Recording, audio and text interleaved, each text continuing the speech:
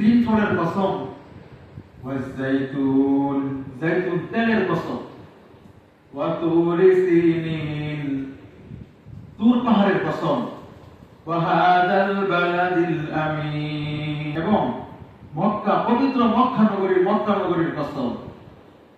চারটা কসম খেয়ে আল্লাহ সুবহানাহু ওয়া তাআলা তিনি বলেন, আমি মানুষকে লাকাদ খালাকানাল ইনসানা ফি আহসানি তাকওয়িম। আল্লাহু আকবার। চারটা কসম খেয়ে আল্লাহ বলেন, আমি মানুষকে উত্তম রূপে সৃষ্টি করেছি। সুবহানাল্লাহ। তিনি এই কথাটা স্বাভাবিকভাবে বলতে পারতেন।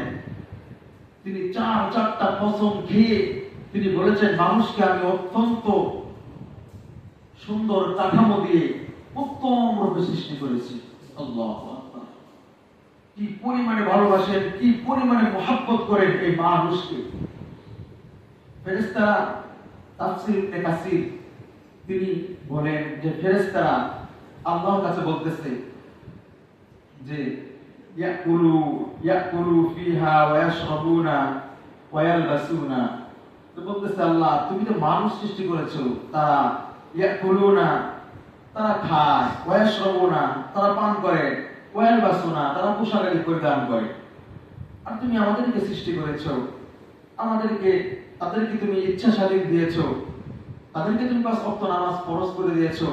তারা যদি তোমার মহব্বতে রাতের বেলা তাহাজ্জুদ করতে ইচ্ছা করে তারা পড়তে পারে, তারা ইবাদত বেশি বেশি করতে পারে, কিন্তু আমরা ফেরেশতা আমাদেরকে তুমি ওইরকম কিছু দেওনি।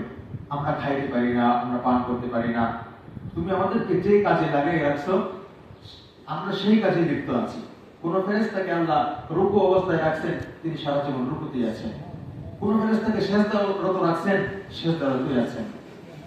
কাউকে আল্লাহ রাব্বুল আলামিন মানুষের খেদমতের জন্য রাখছেন, তিনি মানুষের খেদমতের জন্য আছেন। আর শুধু মানুষ, সে তার আকল দ্বারা, তার জ্ঞান দ্বারা সে সমস্ত কাজ করতে পারে এবং সে জানে কোনটা ভালো, কোনটা মন্দ, কোনটা ভালো, কোনটা খারাপ। মানুষকে এত সুন্দরভাবে সৃষ্টি করেছেন এবং মানুষকে জ্ঞান দিয়েছেন, আকল দিয়েছেন, বুদ্ধি দিয়েছেন। তো ফেরেশতারা বলতেছে, আল্লাহ তুমি আমাদেরকে এমন শক্তি দাও, তুমি আমাদেরকে এমন দাও যে আমরাও খাবো, আমরাও পান করবো, আমরা পোশাকাদি করে দান করবো। আল্লাহ রাব্বুল আলামিন বলেন, আমি যে শ্রেষ্ঠত্ব মানুষকে দিয়েছি, যে আকৃতি দিয়ে, যে মহব্বত করে আমি মানুষকে সৃষ্টি করেছি, মানুষের যে গুণ, এই গুণ আমি অন্য কারো ভিতরে দিব না। আল্লাহু আকবার। ফেরেশতাদের থেকেও মানুষকে আল্লাহ রাব্বুল আলামিন দামি ঘোষণা করেছেন, দামি বলে সাব্যস্ত করেছেন এই মানব জাতিকে। অথচ ফেরেশতারা কোনো গুনাহ করে না, গুনাহ কি জিনিস তারা জানে না, তারা বুঝে না। আর এই মানুষকে আল্লাহ রাব্বুল আলামিন সৃষ্টি করেছেন কত মহব্বত করে, কত ভালোবেসে মানুষকে সৃষ্টি করেছেন। ফেরেশতারা এই মানুষের মতো হতে চেয়েছেন যে আল্লাহ তুমি আমাদেরকে মানুষের মতো মর্যাদা দাও। তিনি বলেন, হে ফেরেশতা, তোমাদেরকে আমি বানাইছি কোন বলিয়া, আমি বলছি কোন হয়ে যাও, সঙ্গে সঙ্গে তোমরা হয়ে গেছো।